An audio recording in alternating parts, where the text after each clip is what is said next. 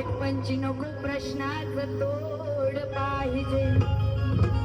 उगाच तोंडाची हवा घालवणारा नको, मैदानी लढणार पाहिजे. त्या बुवाचा काय ताकद हाय हाय काय तुम्हाला दिसली? शेवटी बोलली तसंच म्हाताऱ्यासारखा इथं वाकला आणि उभा राहिला. उगाच तोंडाची हवा घालवणारा नको, मैदानी लढणारा पाहिजे. आणि कुत्र्यासारखा भुंकणारा नको, तर सुरात गाणार पाहिजे. आणि म्हणून बघा काय म्हणायचं आहे, शास्त्र आधारित घेणार आहे, पटवून पण देणार आहे. महिला मंडळ तुमचा मान राखूनच बारी करणार आहे. बघा काय म्हणायचं आहे, कारभारी दमान किती हलवतो दमान,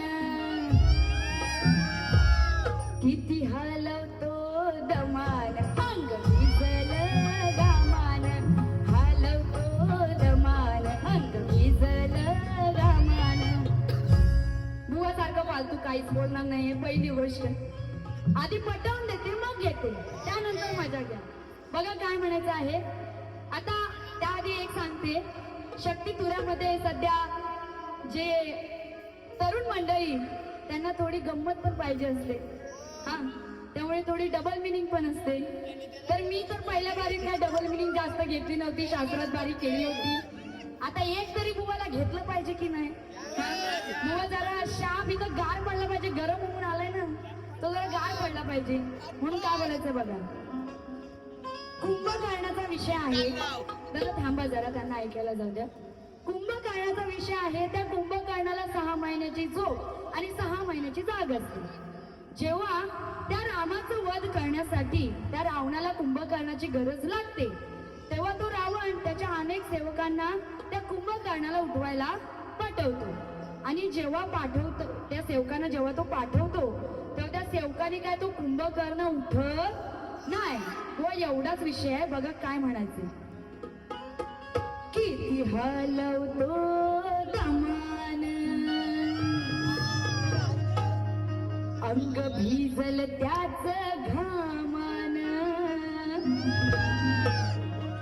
किती हलवतो दमान.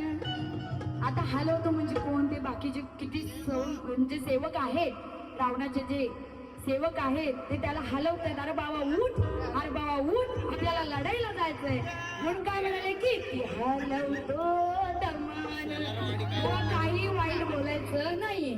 अंग भिजल त्याच घामान, तरी हलवून काय उठत नाही. आता झोपलेला तो महाबलाढ्य कुंभकर्ण झोपलेला आहे, त्याला उठवायची आहे. ते सेवक बिचारे किती काही गोष्टी आणून, किती सामान आणून त्याला उठवतात, पण तो काय उठत नाही. म्हणून काय म्हणाले, तरी हलवून काय उठत नाही, तरी हलवून काय उठत नाही.